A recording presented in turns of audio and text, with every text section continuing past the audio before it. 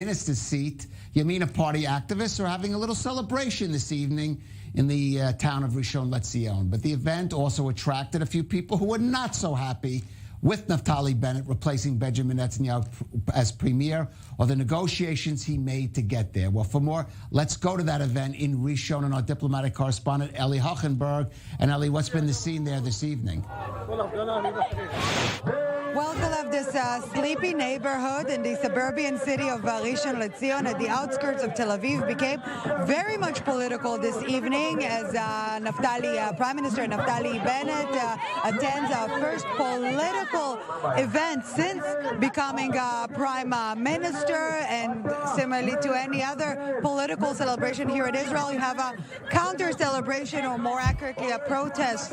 In our case, we saw only a few protesters, very devoted ones, recognizable even from the Benjamin Netanyahu side of the divide, arriving here earlier this evening. But very quickly they've managed to sway with them many residents of this neighborhood that, again, became very much political this evening. As we speak, the event of the Yamina party is still ongoing right here behind me. The Yamina party members wanted to endorse, or rather reinforce, Naftali Bennett and his decision to form the so-called unity coalition, as opposed to sticking to the perhaps quote-unquote traditional right-wing bloc, more accurately the pro-Netanyahu bloc. And we're already at this very initial phase of this newly formed coalition, can identify many friction among the top leadership of this coalition, perhaps most notably today, a very public feud between Israeli Defense Minister Benny GANTZ and Israeli Justice Minister Sa'ar over GANTZ's will to promote an official state-sponsored commission of inquiry into the so-called submarine affair, also known as Case 3000 here in Israel. It was an issue that has been examined in the past in different frameworks. Now GANTZ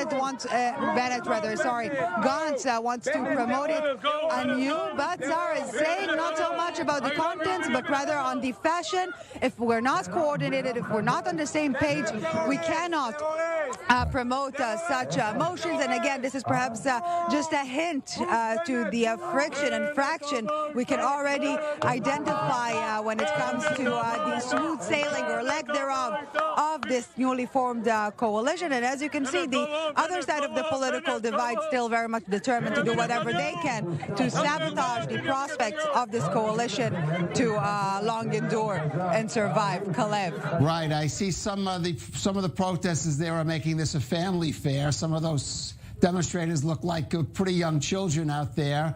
I guess it's a night out. I'm just going to add the business of the government does go on, though, Ellie. And, of course, we have an announcement that Foreign Minister Yair Lapid will be going on Sunday, making his first trip abroad. We thought it would be to the UAE. But before that, he's going to go to Rome and meet his U.S. counterpart, Secretary of State Anthony Blinken in Rome. And Eli Hochenberg there in the town in Rishon, a little noisy out there. Thank you for